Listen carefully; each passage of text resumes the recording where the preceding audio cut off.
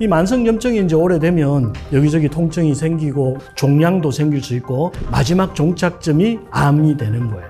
만성염증은 음식으로 예방이 충분히 가능합니다. 우리가 먹는 음식 중에 항산화 성분이 많이 들어있는 많이 드시면 염증을 억제하는 데 굉장히 도움이 됩니다.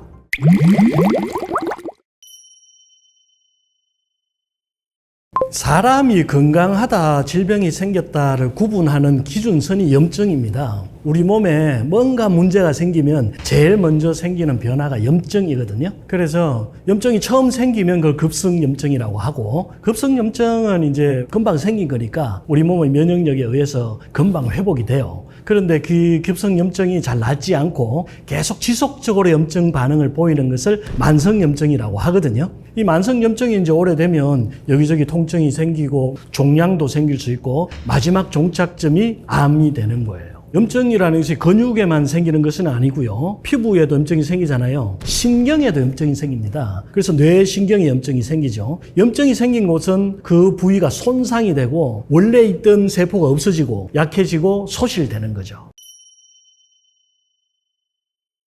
염증을 일으키는 요인은 몇 가지가 있죠. 제일 큰 게 이제 어디 부딪혀서 다친다든지 하면 조직 손상이 오고 그 조직 손상이 온 것을 고치기 위해서 염증이 생기는 거예요. 그 다음 두 번째가 이제 음식이죠. 내가 먹는 것에 의해서 혈액순환을 타고 가다가 영양 손실이 생긴다든지 영양광이 생기면 막히거나 뭐 뚫리거나 해서 염증이 생기는 것이고, 염증을 유발하는 음식은 크게 두 가지만 딱 꼽으면 되는데요. 첫 번째는 당분이에요. 아까 말씀드린 대로 혈당이 올라가면 혈당이 올라가서 혈액이 정체되는 곳에는 다 염증이 생길 수 있거든요. 그래서 탄수화물을 줄이는 것이 가장 중요하고요. 두 번째는 기름인데, 기름도 좋은 기름이 있고 나쁜 기름이 있잖아요. 여기서 말하는 기름은 트랜스 지방이에요. 그러니까 수소가 결합된 나쁜 지방, 그 지방 섭취를 줄여주셔야 되고, 트랜스 지방 많이 포함된 음식은 육가공품, 소시지 같은 것들하고 그 다음에 마요네즈가 있죠.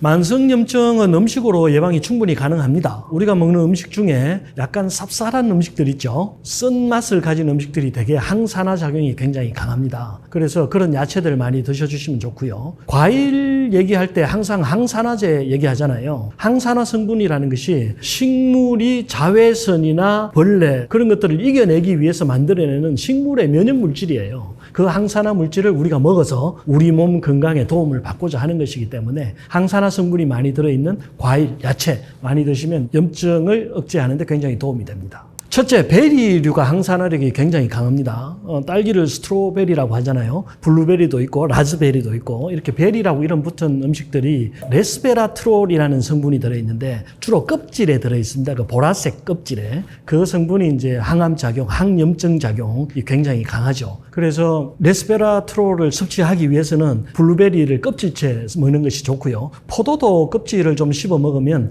레스베라트롤 성분 흡수하는 데 굉장히 도움이 됩니다. 둘째, 오메가3가 항산화력이 굉장히 강합니다. 오메가3는 특히 혈관에 도움을 많이 주는데요. 혈관의 염증을 제거하고 혈관 별개에 탄력을 주고 혈압을 낮춰주는 역할을 하죠. 그래서 우리가 살아가는데 가장 중요한 게 혈액이잖아요. 혈액이 미치지 못하는 곳은 염증이 생기게 마련이거든요. 그래서 혈액이 전신을 구석구석 잘 돌아다닐 수 있도록 만들어주는 영양분이 바로 오메가3입니다.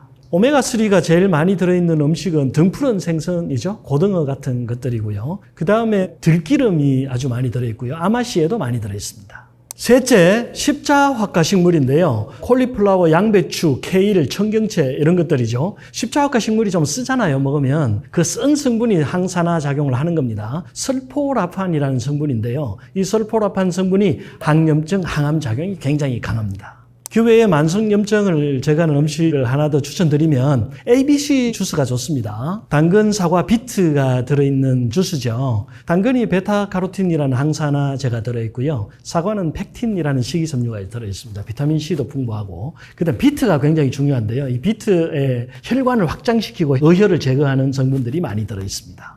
과일이나 야채를 먹는 방법이 두 가지가 있는데요. 믹서기로 갈아서 전체를 먹는 방법이 있고 착즙을 해가지고 국물만 짜내고 찌꺼기는 버리는 방식이 있죠. 근데 저는 착즙은 권하지 않습니다. 왜냐하면 과일이나 야채에 있는 식이섬유가 굉장히 중요한 영양소 중에 하나거든요. 사람은 식이섬유를 분해해서 흡수할 수 없습니다. 그냥 똥으로 다 나오죠. 똥을 만들기 위해서 식이섬유가 필요해요. 식이섬유가 없으면 이 변이 굳어지질 않습니다. 그리고 또 식이섬유가 있어야 장 운동이 증가하거든요.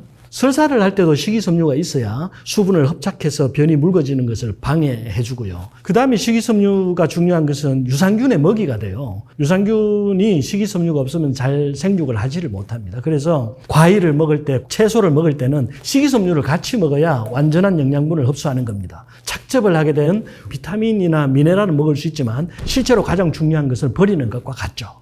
생강도 만성염증을 제거하는 데 굉장히 도움이 되죠. 우리가 먹는 향신료들이 되게 매운맛을 내죠. 생강, 양파, 후추 이런 것들. 이 매운맛이 세균을 죽이는 항균 작용이 굉장히 강합니다. 되게 항균 작용이 있는 음식들이 항바이러스 작용도 강하고 소량 섭취했을 때 이 세포들을 깨워주는 작용을 해요. 그래서 면역력을 향상시켜줍니다. 만성염증은 당뇨병과 관련이 굉장히 깊다고 말씀드렸는데요. 혈당이 올라가면 염증이 잘 생기거든요. 그래서 혈당이 올라간다는 그 자체가 인슐린 저항성을 불러왔다는 것을 말하고요. 인슐린 저항성이 생겼다는 것은 당을 사용하지 못한다는 것을 뜻하거든요. 그래서 인슐린 저항성이 왔다는 것은 혈관 속에 당분이 증가하고 있다는 걸 말하죠. 당분이 증가하면 인슐린이 과다 분비됩니다. 그래서 인슐린이 과다 분비될 때 염증이 생기는 것이죠. 인슐린 과다 분비를 막기 위해서 끊어야 될 음식은 딱 한 가지밖에 없습니다. 탄수화물이죠. 당분 섭취를 줄이면 인슐린은 나오지 않습니다. 고기는 아무리 먹어도 인슐린이 거의 나오지 않습니다. 특히 지방은 아무리 먹어도 인슐린이 나오지 않죠. 왜? 탄수화물이 전혀 없기 때문입니다. 그래서 당뇨병 환자들이 탄수화물을 줄이면서 육식은 무조건 독이라고 생각하기 때문에 같이 줄이는데 탄수화물을 줄였을 때 영양분 보충을 해주기 위해서는 육식이나 좋은 기름은 조금 더 섭취해 주실 필요가 있습니다. 네, 만성염증을 일으키는 주 원인이 탄수화물이라고 했잖아요. 당분이 올라가고 인슐린 분비가 증가하면은 염증이 생길 수밖에 없거든요. 그것을 이제 보충해주는 영양소가 지방이에요. 그러니까 매일 삼겹살 먹고 무슨 구워서 먹고 튀겨 먹고 이렇게 하라는 것이 아니라 좋은 지방을 많이 먹으라는 것이죠. 들기름도 있고 올리브유도 있고 아보카도 오일도 있고 그 다음에 고기를 먹을 때 조금씩 붙어있는 기름 정도는 먹어도 우리 몸 콜레스테롤 함량이나 뱃살 같은 데 큰 영향을 주지 않습니다. 대신 운동 많이 하시면 됩니다. 사실 지방이 부족해서 병이 생기는 분들이 굉장히 많습니다. 우리 몸에서 지방 제일 많은 곳이 두 군데가 있거든요. 하나는 배죠, 뱃살. 그다음 두 번째는 뇌예요. 이 뇌신경은 거의 다 지방질입니다. 그래서 지방이 부족해지면 신경이 먼저 쇠약해집니다. 그래서 기억력 떨어지고 판단력 떨어지고 치매도 올 수 있는 거고 뇌졸중도 올 수 있는 거죠. 그래서 좋은 지방은 충분히 섭취해 주셔야 건강을 유지하는데 더 도움이 되고요. 우리가 나이 들면 빠지는 게 뭐죠? 성호르몬이 줄어들잖아요. 여성들 같은 경우에는 여성 호르몬이 줄어드니까 갱년기 오고 골다공증 온단 말이죠. 그것을 보충해 주기 위해서라도 지방 섭취를 줄이면 안 되죠. 네, 지방을 섭취할 때 가장 주의해야 될 것이 너무 과식하는 것이죠. 그리고 너무 빨리 흡수되는 것을 막아줘야 되거든요. 그래서 같이 먹으면 좋은 음식이 식이섬유예요. 그래서 과일이나 야채를 같이 먹으면 좋은 거죠. 우리나라 사람들 고기 먹을 때 항상 쌈이나 채소들 같이 먹잖아요. 그게 굉장히 좋은 방법입니다. 지방은 섬유질과 같이 들어가면 섬유질에 지방이 흡착이 되기 때문에 천천히 흡수될 수 있도록 도와주고요. 지방에 없는 영양소들이 과일이나 야채에 다 들어있죠. 비타민들, 미네랄들 함께 섭취해 주시면 굉장히 좋습니다. 이 만성염증 환자들이 가장 두려워하는 것이 통증이거든요. 염증이 생기면 혈액순환이 잘 안 되고 노폐물이 쌓이기 때문에 그 부위에 통증이 생깁니다. 그래서 통증을 참지 못하시는 분들이 치료가 잘 안 돼요. 그래서 통증이 생기면 일단 진통제부터 찾아요. 진통제를 먹고 나면 아프지는 않은데 실제로 치료가 되는 것은 아니거든요. 진통제는 치료약이 아니에요. 그냥 통증을 잊게 해줄 뿐이죠. 그런데 통증을 잊어버리면 우리 몸에 그 알람 신호가 나오질 않으니까 내 몸의 면역 체계가 활성화되질 않습니다. 그래서 자연 치유력이 꺾이게 되죠.